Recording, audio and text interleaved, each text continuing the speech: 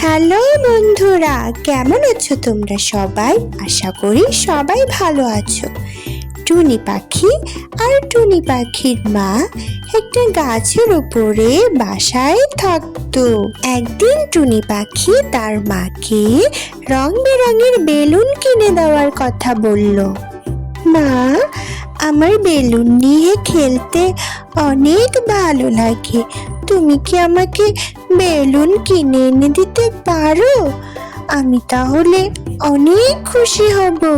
লাল, নীল, সবুজ, হলুদ, কমলা বিভিন্ন রঙের বেলুন নিয়ে খেলতে অনেক ভালো লাগে। মা, তুমি কি আমাকে বেলুন কিনে দিবে মা? টুনি, এই জঙ্গলের মধ্যে তো কোনো দোকান নেই, আমি তোমাকে বেলুন কোথা থেকে কিনে দেব? আমি তো তোমাকে বেলুন কিনে দিতে পারবো না টুনি।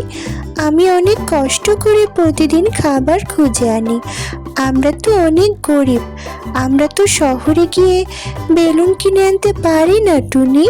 আর এই জঙ্গলেও কোনো দোকান নেই, তুমি মন খারাপ করো না টুনি। মা, তাহলে আমি বেলুন নিয়ে খেলতে পারবো না?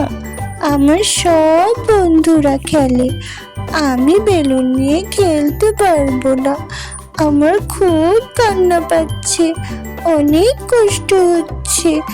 আমরা শহরে গিয়ে বেলুন কিনতে আনতে কেন পারি না মা?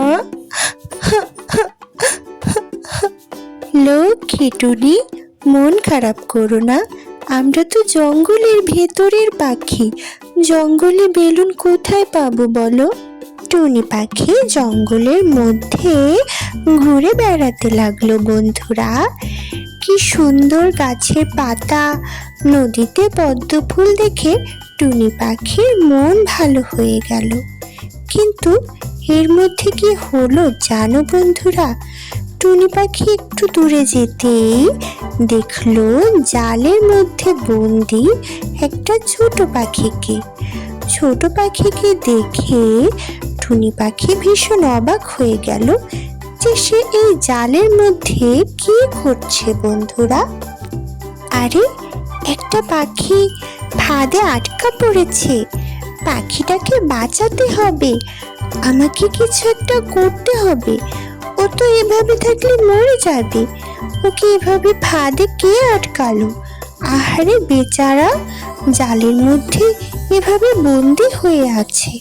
টুনি পাখি জালটা সরাতেই সেই ছোট পাখি সেখান থেকে মুক্ত হয়ে উঠতে থাকলো বন্ধুরা।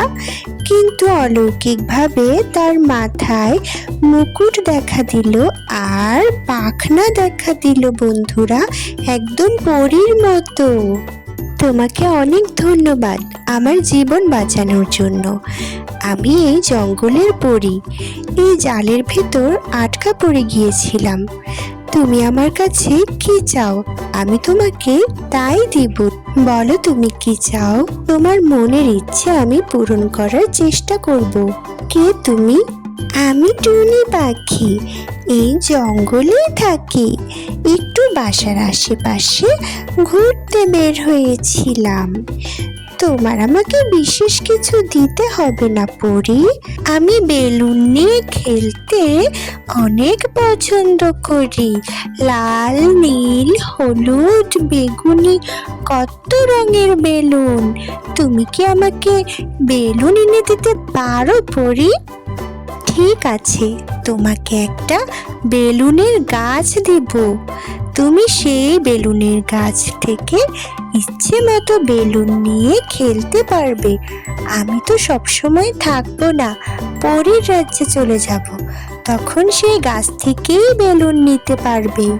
বন্ধুরা, টুনি পাখি জঙ্গলের সেই পরীর দেখানো ঠিকানা অনুযায়ী বেলুনের গাছের সন্ধানে গেল। টুনি পাখি সত্যি সত্যি বেলুনের গাছের সন্ধান পেল বন্ধুরা। লাল, নীল, সবুজ, হলুদ বিভিন্ন রঙের বেলুন। টুনি পাখি তো বিশ্বাসই করতে পারছিল না। সে এটা দেখে অনেক খুশি হলো বন্ধুরা।